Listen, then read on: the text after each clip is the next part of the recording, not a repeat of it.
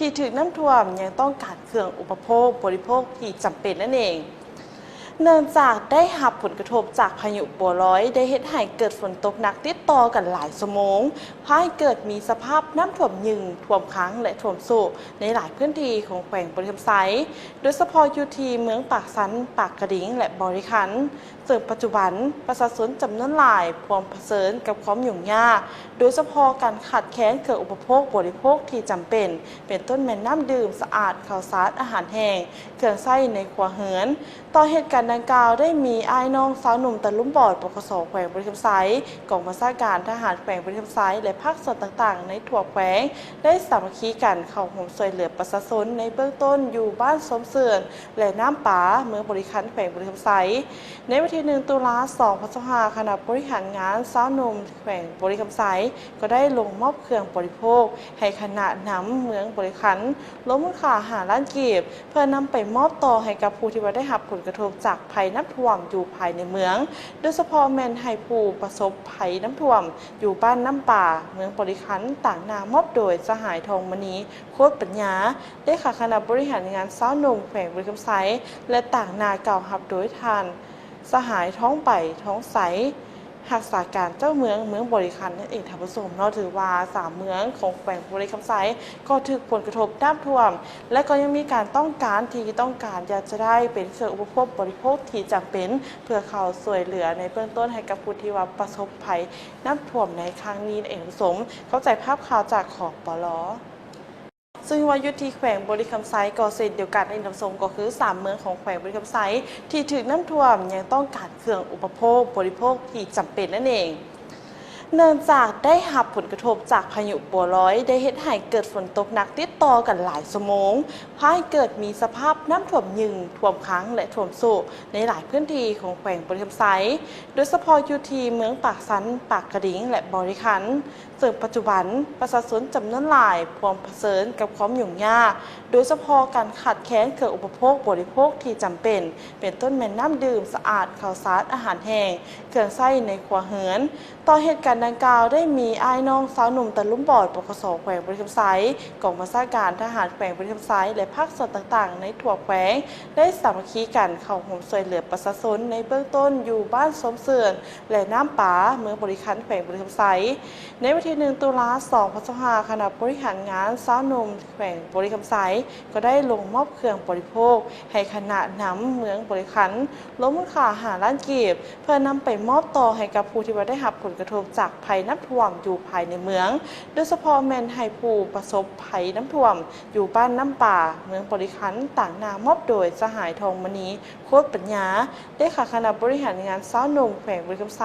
และต่างนาเก่าหับโดยทานสหายท้องไปท้องใสหักษาการเจ้าเมืองบริคันนั่นเองท่านผู้ชมเราถือว่า3 เมืองของแขวงบริคำไซก็ถูกผลกระทบน้ำท่วมและก็ยังมีการต้องการอยากจะได้เป็นเครื่องอุปโภคบริโภคที่จำเป็นเพื่อเขาช่วยเหลือในเบื้องต้นให้กับผู้ที่ว่าประสบภัยน้ำท่วมในครั้งนี้เองท่านผู้ชมเข้าใจภาพข่าวจากขอบปลการรายงานของหน่วยกู้ภัย 1623 ได้ให้รู้ว่าในมื้อวันที่21 กันยายนเวลาประมาณ 12 โมงหน่วยกู้ภัย 1623 ได้รับแจ้งเหตุเกิดเหตุไฟไหม้อยู่ที่บ้านเกาเลี้ยวหอม 11/5 เมืองศรีโคตบองนครหลวงจันทร์เมื่อหน่วยกู้ภัยออกกว่าสอบเหตุและก็ทำการฉีดน้ำดับไฟสามารถควบคุมไฟไว้ได้เหตุการณ์ครั้งนี้มีเฮือนที่ว่าเสียหาย1 หลังเบื้องต้นยังบ่มีรายงานสาเหตุการเกิดอัคคีภัยหรือว่ารายงานผู้บาดเจ็บหรือเสียชีวิตแต่อย่างใดขอเข้าใจข้อมูลจากหน่วยกู้ภัย 1623 ชายอายุ 43 ปีขับขี่รถจักรต่ำกับรถใหญ่บาดเจ็บสมควรในวันที่21 กันยายนเวลาประมาณ 20:10 นาทีหน่วยกู้ภัยฉุกเฉินองค์การกระแดงแขวงจำปาสักได้รับแจ้งเหตุจากประชาชนผ่านหมายเลขฉุกเฉิน 0311625 ว่ามีรถใหญ่ต่ำรถจักรสถานที่เกิดเหตุแม่นลักคกเส้นทางสวนดอกไม้นครปักเซแขวงจำปาสักเมื่อหน่วยกู้ภัยฉุกเฉินองค์การกระแดงแขวงจำปาสักออกกว่าสอบเหตุพบเห็นผู้บาดเจ็บ1 คนเป็นเพศชายอายุ 43 ปีอาการเบื้องต้นมีบาดแผลจิกใหญ่บริเวณคิ้วเบื้องขวาถลอกตามต้นตัวและก็แขนขาดังนั้นหน่วยกู้ภัยฉุกเฉินองค์การกระแดงแขวงจำปาสักจึงได้ทำการปฐมพยาบาลในเบื้องต้นแล้วนำส่งไปที่ห้องหมอแขวงจำปาสักเป็นที่เรียบร้อยแล้ว ขอขอบใจข่าวจากหน่วยกู้ภัยฉุกเฉินองค์การกระแดงแขวงจำปาสักท่านนายกรัฐมนตรีเคลื่อนไหวสุขยู่การพัฒนาเศรษฐกิจสังคมอยู่ที่นครหลวงเวียงจันทร์ในท้ายอาทิตย์ที่ผ่านมานี้ท่านสอนไซสีพันดอนนายกรัฐมนตรีพร้อมโดยคณะก็ได้มีการลงเคลื่อนไหวติดตามสุขยู่การพัฒนาเศรษฐกิจและพื้นฐานการผลิตอยู่ที่พื้นที่ตัวจริงภายในนครหลวงเวียงจันทร์เป็นต้นเมนโรงงานขาสัตว์ทันสมัยอยู่ที่บ้านสิมโนเมืองหาดทรายฟองนครหลวงเวียงจันทร์ฟาร์มเลี้ยงปลาดุกเป็นสินค้าอยู่ที่บ้านดงควายเมืองไซธานีโรงงานผลิตหัวอาหารสัตว์กินฟิชอยู่ที่บ้านนนทองเมืองไซธานีและก็โรงงานผลิตหัวอาหารสัตว์ภูคำซีพีอยู่ที่บ้านภูคำเมืองไซธานีโดยมีทานภูวงคำสาวห้องเจ้าของนครหลวงจันทร์และภาคส่วนที่เกี่ยวข้องให้การต้อนรับและร่วมการเคลื่อนไหวติดตามในครั้งนี้ขอขอบใจข่าวจากกรมประชาสัมพันธ์สหนย.ศกศึกษา 2024-2025 นักศึกษามศ.ได้ใบประกาศแดง 64 คน